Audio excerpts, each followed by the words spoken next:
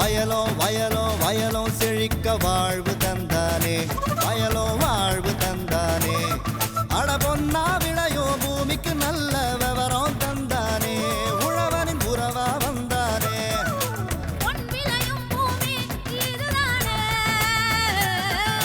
வயலோ வயலோ வயலோ செழிக்க வாழ்வு தந்தானே, வயலோ வாழ்வு தந்தானே. அட பொன்னா விளையோ பூமிக்கு நல்ல விவரம் தந்தானே, உழவனின் உறவா வந்தானே. தந்தன தந்தன தன தந்தானே, மங்கள பொங்கிட துணை வந்தானே. தந்தன தந்தன தன தந்தானே, மங்கள பொங்கிட துணை வந்தானே. வணக்கம் வேளாண் பெருமக்களே. இன்றைய பொன் விளையும் பூமி நிகழ்ச்சியில் முதலில் வருவது வேளாண் செய்திகள், வேளாண் சந்தை நிலவரம் மற்றும் வேளாண் வானிலை. தொடர்ந்து வேளாண் தொழில்நுட்ப பகுதியில் மானாவாரி நிலக்கடலை சாகுபடியில் நீர் மேலாண்மை குறித்து சிவகங்கை மாவட்டம் செட்டிநாடு மானாவாரி வேளாண் ஆராய்ச்சி நிலைய மண்ணியல் மற்றும் வேளாண் வேதியியல் துறை உதவி பேராசிரியர் முனைவர் பி கண்ணன் அவர்கள் விவரிக்கின்றார். இனி வருவது வேளாண் செய்திகள்.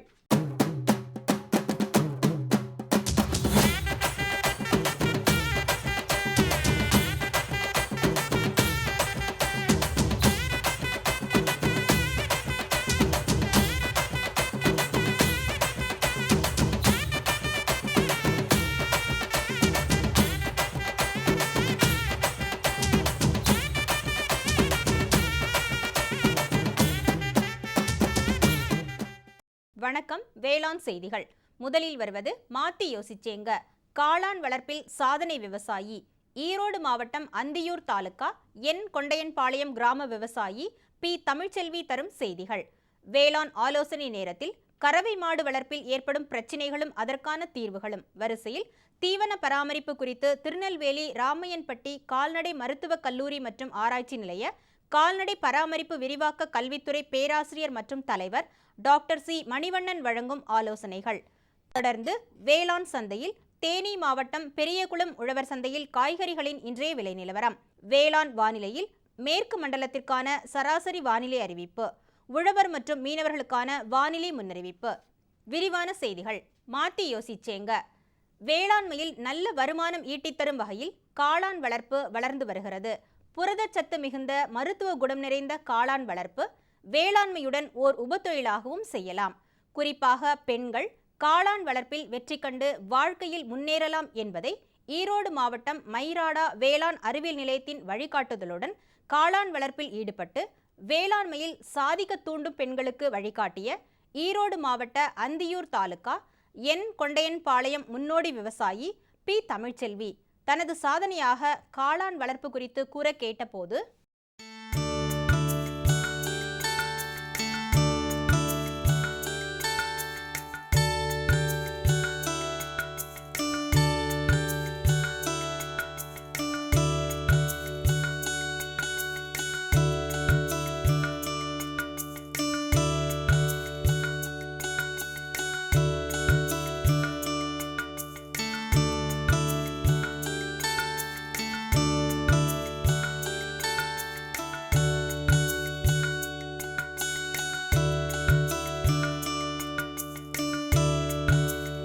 நாங்கள் ஒரு 25 வருஷமாக விவசாயம் பண்ணிகிட்ருக்கோம். விவசாயத்தில் வர வருமானம் பார்த்திங்கன்னா எல்லாம் கரும்பு போட்டாவே ஒரு வருஷத்துக்கு ஒரு தடவை தான் வருமானம் கிடைக்கும். அது பொண்ணுங்களை படிக்க வைக்கிறதுக்கு மற்ற செலவுகளுக்கு எல்லாமே ரொம்ப சிரமமாக இருந்தது. அந்த சமயத்தில் தான் எங்களுக்கு அந்தியூரில் இருக்கிற மருதம் வள ஆதார மையத்திலிருந்து தகவல் சொன்னாங்க. கோபி கேவிகேல காளான் வளர்ப்பது சிப்பி காளான் வளர்ப்பு பயிற்சி கொடுக்குறாங்க அப்படின்னாங்க. போன பிப்ரவரியில் நாங்கள் காளான் வளர்ப்பு பயிற்சியில் கலந்துக்கிட்டு கொஞ்சமாக ஒரு 500 பெட்டு மட்டும் போட்டு காளான் வளர்க்க ஆரம்பித்தோம். அது எங்களுக்கு பார்த்திங்கன்னா நேரடி விற்பனை அப்படிங்கிறதான் கொஞ்சம் செலவுக்கு அதிகமாக வருமானம் கிடைக்கிற மாதிரி இருந்தது.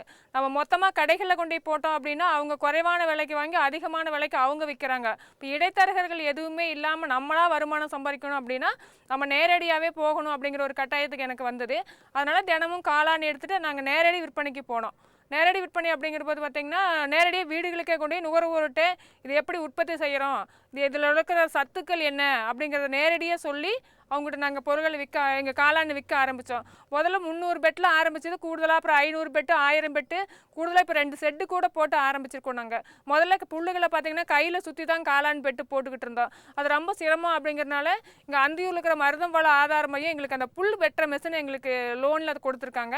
இப்போ நாங்கள் புல் வெட்டுற மிஷின் வாங்கி நாங்கள் ஒரு நாளைக்கு 50 பெட்டு வரைக்கும் 2 பேரும் போடலாம். இதுக்கு பார்த்திங்கன்னா கூடுதலாக வேலையாட்கள் எதுவுமே நாங்கள் வச்சுக்கிறது இல்லை. நாங்களே விவசாயம் பார்த்துக்கிட்டு இது உபத்தொழிலாக செய்கிறதுனால இரவு நேரங்களில் காளான் பெட்டுகளை போட்டு வச்சிடறோம். தண்ணி வசதியும் தோட்டத்தில் இருக்கிறது, இட வசதி இருக்கிறதுனால இது ஒரு சிறப்பான தொழிலாக எங்களுக்கு இருக்குது. இன்னும் சொல்லப்போனால் தினம் வருமானம் அப்படிங்கிறதுனால எங்களுடைய சேமிப்பும் செய்யறதுக்கு வாய்ப்பு இருக்குது. பொண்ணை நல்ல முறையில் நாங்கள் படிக்க வச்சிட்ருக்கோம். எங்களுக்கு ஒரு சிறப்பான தொழிலாகவே எங்களுக்கு இருக்குது. இப்போ காளான் விதை பார்த்திங்கன்னா கோபிச்செட்டிப்பாளையம் கேவிகேல தான் நாங்கள் மயிராடாவில் வாங்கி தான் பயன்படுத்திகிட்டு இருக்கோம். தரமான விதைகள், காளானை பொறுத்த வரைக்கும் விதை தான் முக்கியம். தரமான விதைகள் எங்களுக்கு கிடைக்கிறனால தான் எங்களால் உற்பத்தி நல்லா செய்ய முடியுது. அடுத்து பார்த்திங்கன்னா பயிற்சி மாதத்தில் ஒரு தடவை பயிற்சி நடக்குது. அடுத்தது பார்த்திங்கன்னா பெட்டு போடுறதுக்கு அப்படிங்கிறது நிறைய இட வசதியெல்லாம் தேவைப்படாது. அளவான இட வசதி. என்னை பொறுத்த வரைக்கும் முதலீடு குறைவான தொழில் அப்படின்னா அது காளான் அப்படின்னு சொல்லலாம். வைக்கோலும் ஒரு இடம் மட்டும் இருந்தால் போதும், மற்றபடி நம்மளோட உழைப்பு மட்டும்தான். குறைவான இடம் இருந்தாவே நல்லபடியாக காளான் செய்யலாம். அடுத்து பார்த்திங்கன்னா காளான் அப்படிங்கிறது மிகச்சிறந்த உணவு. வயசானவங்கலேருந்து குழந்தைங்க வரைக்கும் எல்லாரும் காளானை விரும்பி சாப்பிட்லாம். ஜீரண சக்தி அதிகமாகும். இன்னும் சொல்லப்போனால் மலச்சிக்கல் இருக்குது. கண்டிப்பாக இந்த கர்ப்பமாக இருக்கிற பெண்களுக்கெல்லாம் மலச்சிக்கல் அப்படிங்கிறது ஒரு பெரிய பிரச்சனை. இந்த காளான உணவில் தொடர்ந்து வாரத்தில் ஒரு நாளாவது நீங்கள் சேர்த்துக்கிட்டீங்க அப்படின்னா அந்த மலச்சிக்கல் வராது. நார்ச்சத்து நிறையா இருக்கனால ஜீரண சக்தி அதிகமாகும். கொழுப்பு கொஞ்சம் கூட கிடையாது, முழுக்க புரதச்சத்து. காளானை பொறுத்த வரைக்கும் பார்த்தீங்கன்னா அதுக்கு முதலீடு அப்படிங்கிறது வைக்கோல் தான். நம்ம பகுதியில் நெல் அறுப்பு சீசன்களில் வைக்கோலில் வாங்கி வச்சுட்டோம்னா போதும். அதான் காளானுக்கு முக்கியமாக தேவை. ஒரு பெட்டு போடுறதுக்கு பார்த்தீங்கன்னா வைக்கோல், விதை, அந்த கவர் எல்லாமே ஒரு 70 ரூபா நமக்கு செலவாகும். 70 ரூபா செலவாச்சுன்னா ஒரு காளான் பெட்டில் நமக்கு கிடைக்கக்கூடிய காளான் உற்பத்தி வந்து 1 கிலோ வரைக்கும் கிடைக்கும். ஒரு காளான் போட்டு பெட்டு போட்டு 22 நாள் வரைக்கும் நீங்கள் தண்ணியெல்லாம் எதுவும் ஊற்ற தேவையில்லை. இருட்டறையில் வச்சுட்டா போதும். 22 நாள் கழித்து அந்த மொக்கு வர ஆரம்பிக்கும் காளான்லேருந்து. அது வர ஆரம்பித்ததுலேருந்து லேசாக தண்ணி தெளிக்க ஆரம்பிக்கணும். 23 24வது நாளில் வர ஆரம்பிக்கும். வந்ததுன்னா ஒரு பெட்டுக்கு முதல்ல ஒரு 300 கிராம் வரைக்கும் நீங்கள் எடுக்கலாம். மறுபடியும் ஒரு 10 நாள் இடைவெளியில் 2வது தடவை வர ஆரம்பிக்கும். அப்போ பார்த்தீங்கன்னா ஒரு 1/4 கிலோ அந்த அளவுக்கு கிடைக்கும். 3வது தடவை பார்க்கும்போது மறுபடியும் ஒரு 1/4 கிலோ, மொத்தம் 1 கிலோ அளவுக்கு நமக்கு காளான் கிடைக்கும். ஒரு கிட்டத்தட்ட 60 நாள் இருக்கலாம் அந்த பெட்டு. 60 நாளுக்கு அப்புறம் அது வீணாகாது. திரும்பவும் அந்த பிளாஸ்டிக் பேப்பரை கிழிச்சு எடுத்துட்டிங்கன்னா அதை நம்ம உரமாக செடிகளுக்கு பயன்படுத்திக்கலாம்.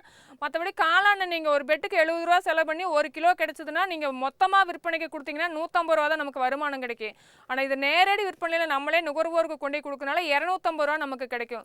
கூடுதலாக 100 ரூபா நமக்கு கிடைக்கிறதுனால நமக்கு லாபமாகவும் இருக்குது. நம்ம நேரடியாக விற்று அந்த சந்தோஷம் நமக்கு கிடைக்கும். அந்த காளான் பெண்களுக்கு சிறந்த ஒரு தொழிலாக நான் சொல்லுவேன். வெளியில் எங்கேயும் போக வேண்டியதில்லை. ஒரு 10 வீடுகளை நீங்கள் பிடிச்சி வச்சிட்டிங்கன்னா போதும். அந்த 10 வீடுகளுக்கு நீங்கள் உற்பத்தி செய்கிற காளானை கொடுத்தாவே உங்களுக்கு தேவையான வருமானம் வரும். மக்கள் மத்தியில் நீங்கள் சிறப்பாக வாழவும் முடியும். பெண்களால் எல்லாம் முடியும் அப்படிங்கிற ஒரு நம்பிக்கையை கொடுத்தது இந்த காளான் தான். நீங்களும் அந்த மாதிரி செஞ்சீங்கன்னா வாழ்க்கை தரத்தில் உயரலாம், மற்றவங்களையும் உயர்த்துற அளவுக்கு உங்களுக்கு இதில் வாய்ப்புகள் நிறையா இருக்குங்க. மேலும் தகவலறிய விவசாயி பி தமிழ்ச்செல்வி அவர்களை 09047220019 என்ற கைபேசி எண்ணில் தொடர்பு கொள்ளலாம். தொடர்வது வேளாண் ஆலோசனை நேரம்.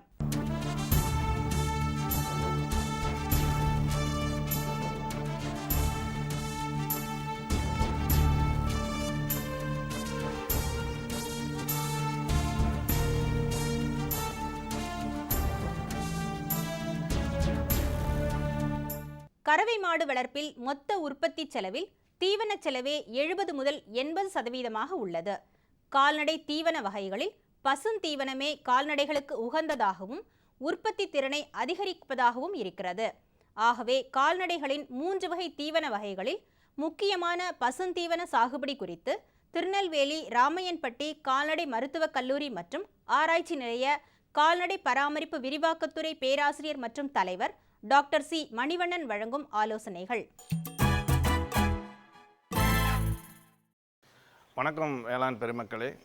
நமது கரைமாடு வளர்ப்பில் ஏற்படக்கூடிய பிரச்சனைகளில் நாம் இன்றைக்கி தீவனம் மற்றும் தீவன பராமரிப்பு சார்ந்த பிரச்சனைகள் என்னென்ன அப்படிங்கிறதையும் அதுக்கான தீர்வுகளையும் பார்ப்போம்.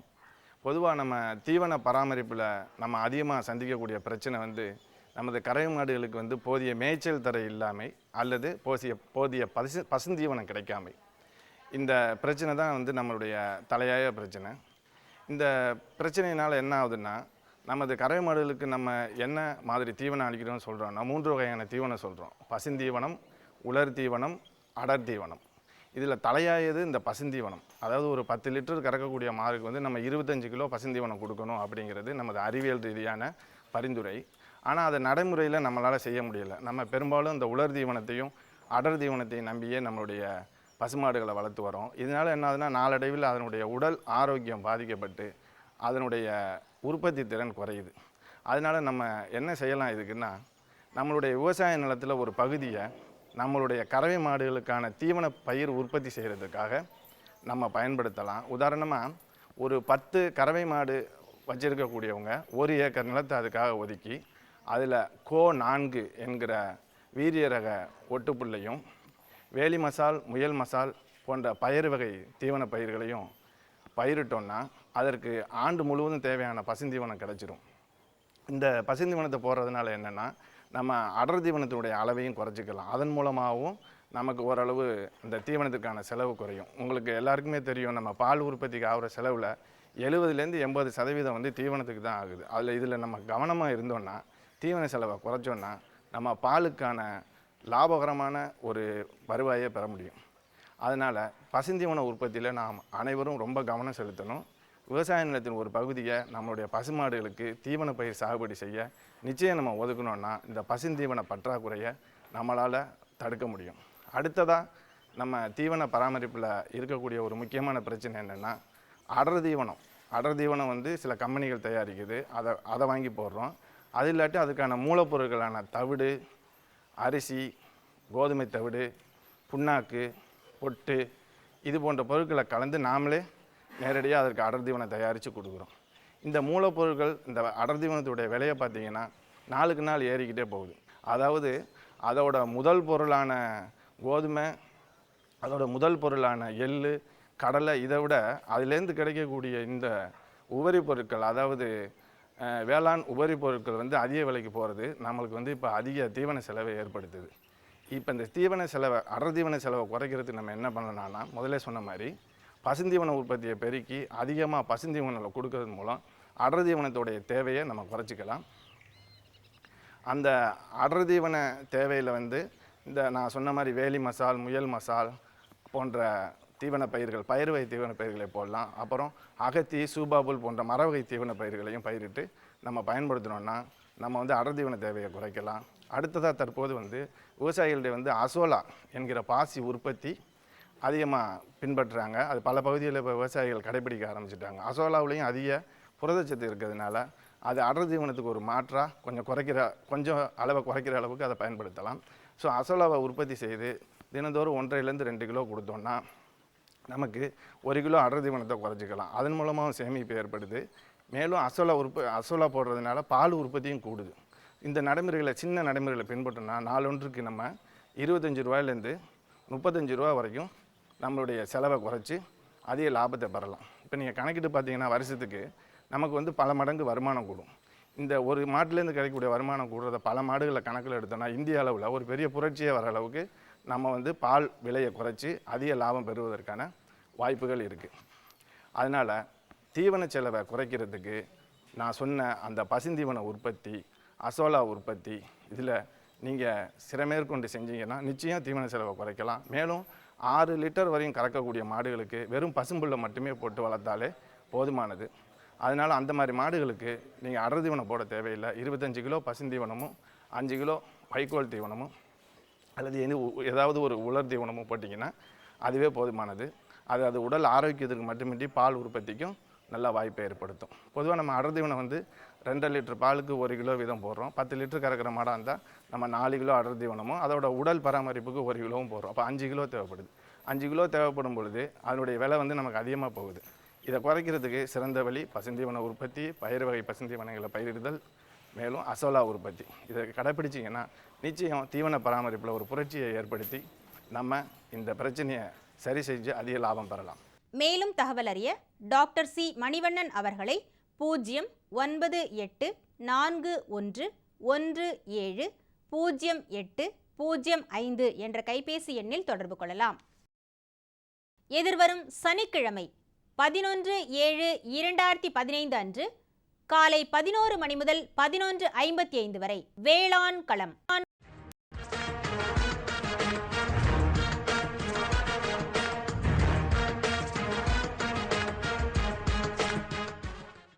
வேளாண் களம் நேரலை நிகழ்ச்சி. மானாவாரி பகுதிகளுக்கான பயிர் ரகங்கள், தொழில்நுட்பங்கள், ஆலோசனைகள், வேளாண் விற்பனை மற்றும் வணிகத்துறையின் செயல்பாடுகள், ஆலோசனைகள், குழுக்கள் அமைத்தல், வேளாண்மைக்கு இந்தியன் வங்கி ஆற்றும் சேவைகள், அந்தந்த துறையின் வல்லுநர்கள் பங்கு பெறும் நேரலை நிகழ்ச்சி வேளாண் களம். வேளாண்மையாளர்களே, உங்களுடைய கேள்விகளை எங்களின் மின்னஞ்சலில் முன்னதாகவே தெரிவிக்கலாம். மின்னஞ்சல் முகவரி ddvk chennai 2015@gmail.com. வேளாண்மையாளர்களே, வரும் சனிக்கிழமை 11/7/2015 அன்று காலை 11 மணி முதல் 11:55 வரை வேளாண் களம் நிகழ்ச்சியில் பங்கு கொள்ளுங்கள், பயன்பெறுங்கள். விளம்பர இடைவெளிக்கு பிறகு வேளாண் செய்திகள் தொடரும். குழம்புல மசாலா அதிகமா இருக்கு. எத்தனை முறை சொல்லியிருக்கேன், எவ்வளவு தேவையோ அதை மட்டும் போடுன்னு. அட, நான் எப்பவோ ஒரு முறை இப்படி பண்றேன். ஆனா நீங்க வயல்ல எப்பவுமே கண்ட கிருமி நாசினிய போடுறீங்க. அப்ப அது மருமக சொல்றது சரிதான். பாரு, வயல்ல எத்தனை தேவையோ அத்தனை மருந்து தான் போடணும். நினைவுல வையுங்க, கிருமி நாசினி விஷத்தன்மை கொண்டது. டப்பாவுல எழுதப்பட்டிருக்கும் அளவுல தான் மருந்த போடணும். முதலில் ஃபெரோமோன் ட்ராப், லைட் ட்ராப், உதவும் கிருமிகள், உயிரி கிருமி நாசினி ஆகியவற்றை பயன்படுத்த வேண்டும். அவசியம் ஏற்பட்டால் மட்டுமே ரசாயன கிருமி நாசினியை பயன்படுத்த வேண்டும். தெளிப்பை காலை மாலை கையுறை, மாஸ்க் மற்றும் உடலை முழுவதும் மூடும் உடை அணிந்து செய்யுங்கள். காற்றின் திசையில் தெளிக்கும் போது பின்னால் செல்லவும். மருந்தின் டப்பா தெளிக்கும் கருவியை பாதுகாப்பான இடத்தில் வையுங்கள். இப்ப கொஞ்சம் புரிஞ்சுதா? புரிஞ்சுக்கிட்டேன் ராணி, இனிமே தப்பு பண்ண மாட்டேன். மருமக உனக்கு தண்ணி காட்டிட்டா இல்ல. இனி வருவது வேளாண் சந்தை. வேளாண் சந்தையில் தேனி மாவட்டம் பெரியகுளம் உழவர் சந்தையில் காய்கறி வகைகளின் இன்றைய விலை நிலவரம். கத்தரிக்காய் 1 கிலோ 19 ரூபாய்க்கும், வெண்டைக்காய் 1 கிலோ 26 ரூபாய்க்கும், அவரைக்காய் 1 கிலோ 30 ரூபாய்க்கும், சின்ன வெங்காயம் 1 கிலோ 46 ரூபாய்க்கும், பெரிய வெங்காயம் 1 கிலோ 28 ரூபாய்க்கும், பச்சை மிளகாய் 1 கிலோ 45 ரூபாய்க்கும், தக்காளி 1 கிலோ 26 ரூபாய்க்கும், கறிவேப்பிலை 1 கிலோ 25 ரூபாய்க்கும், கொத்தமல்லி 1 கிலோ 30 ரூபாய்க்கும், புதினா 1 கிலோ 40 ரூபாய்க்கும் விற்பனை செய்யப்பட்டது. இனி வருவது வேளாண் வானிலை.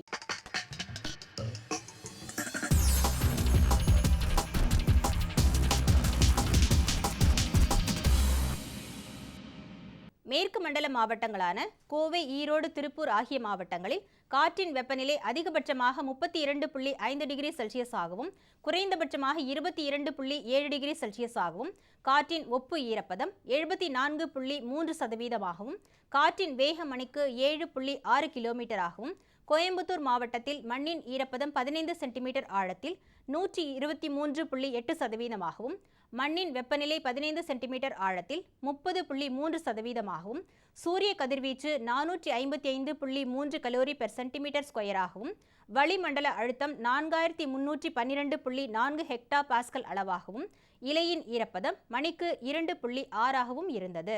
வானிலை முன்னறிவிப்பு. உழவர்களுக்கான வானிலை முன்னறிவிப்பு. தமிழகம் மற்றும் புதுச்சேரியில் ஒரு சில இடங்களில் லேசானது முதல் மிதமான மழை பெய்யக்கூடும். மீனவர்களுக்கான வானிலை முன்னறிவிப்பு. பலமான தரைக்காற்று மேற்கு மற்றும் வடமேற்கு திசையிலிருந்து மணிக்கு 45 முதல் 55 கிலோமீட்டர் வேகத்தில் தமிழகம் மற்றும் புதுச்சேரியின் கடலோர பகுதிகளில் வீசக்கூடும். இத்துடன் இன்றைய வேளாண் செய்தியறிக்கை நிறைவு பெற்றது. நன்றி, வணக்கம்.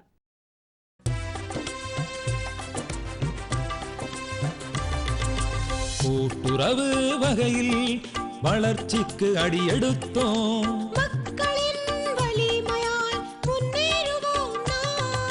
மக்களிடையே உத்வேகத்தால் நம்பிக்கை ஊட்டினோம்.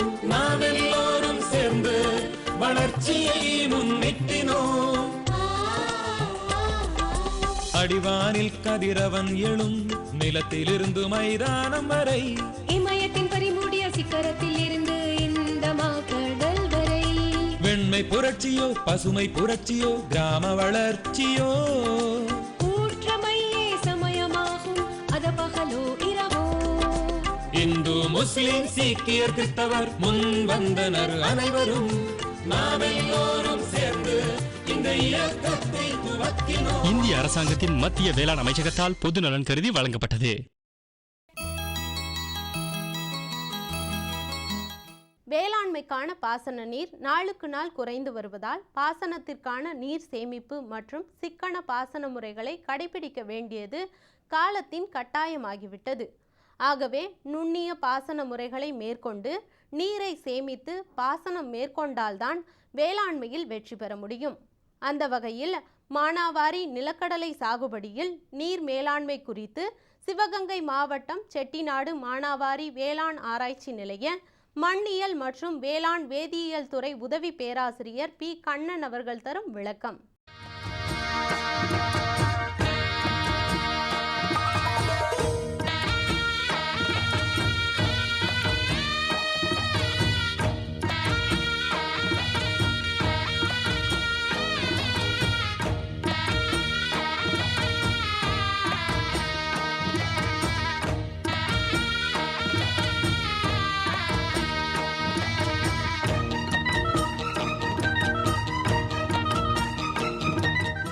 அந்த மானாவாரி ஆராய்ச்சி நிலையத்துக்கு வந்திருக்கீங்க. உங்களுக்கு அதை நீர் சேமிப்பை பற்றி உங்களுக்கு வந்து ஒரு விழிப்புணர்வு ஏற்படுத்தணும் அந்த நோக்கத்தில் பண்ணிகிட்ருக்கோம்.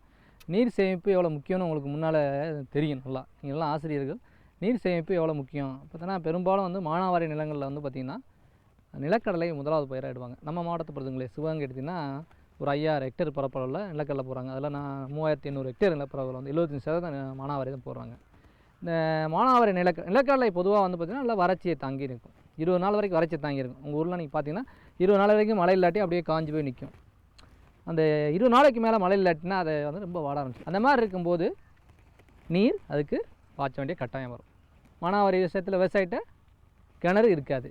கிணறு இல்லாத என்ன பண்ணுவார்னா, பண்ணை குட்டைகள் இப்போ நிறையா வெட்டிக்கிட்டு இருக்காங்க. இந்த பண்ணை குட்டையில் நீரை சேமித்து வச்சுருவாங்க. பண்ணை குட்டை எங்கே வெட்டணும் பார்த்திங்கன்னா, அந்த நிலத்தில் அங்கே வந்து ரொம்ப பள்ளமான பகுதி.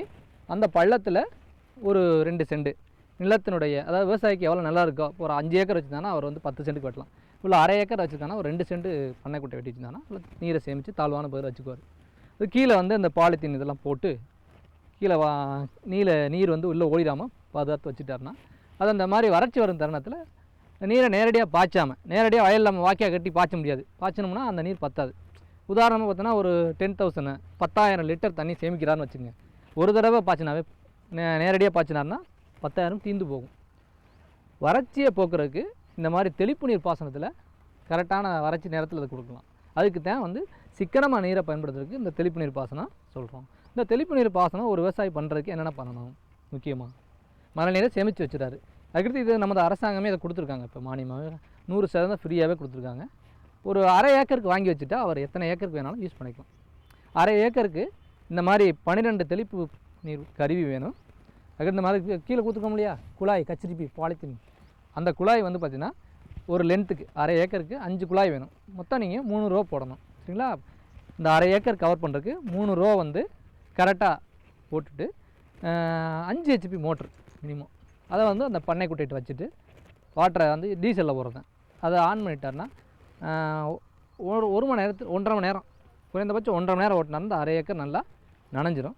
ஒரு 4000 லிட்டர் தான் தண்ணி செலவாகும்.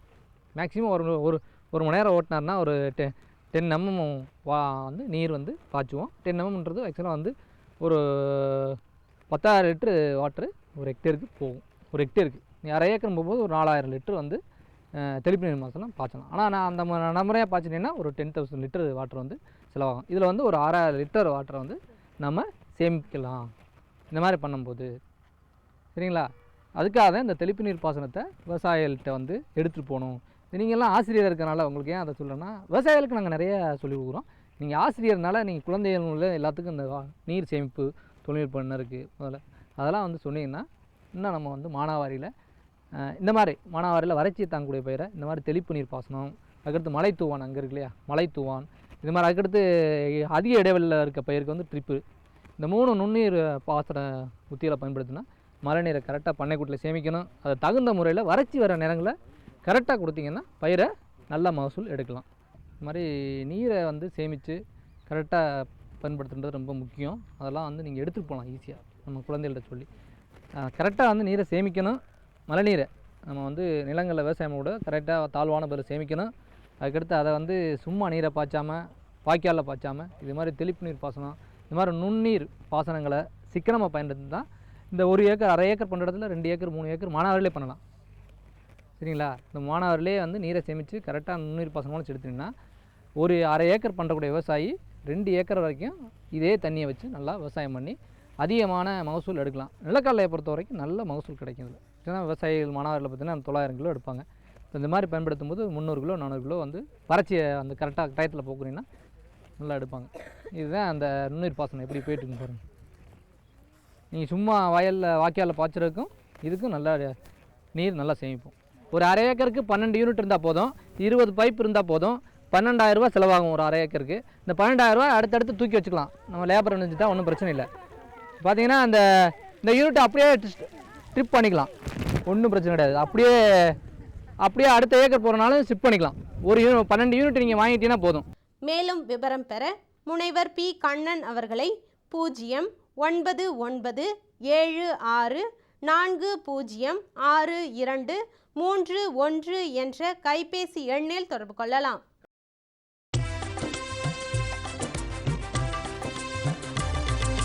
கூட்டுறவு வகையில் வளர்ச்சிக்கு அடியெடுத்தோம்.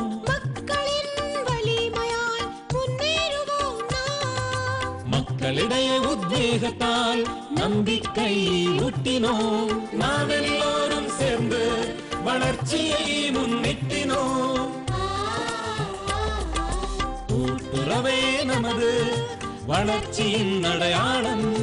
புதிய யுகத்தின் கூட்டுறவே இந்தியாவின் பெருமையா. இந்திய அரசாங்கத்தின் மத்திய வேளாண் அமைச்சகத்தால் பொது நலன் கருதி வழங்கப்பட்டது. மீண்டும் நாளைய பொன் விளையும் பூமி நிகழ்ச்சியில் சந்திப்போம். நன்றி, வணக்கம்.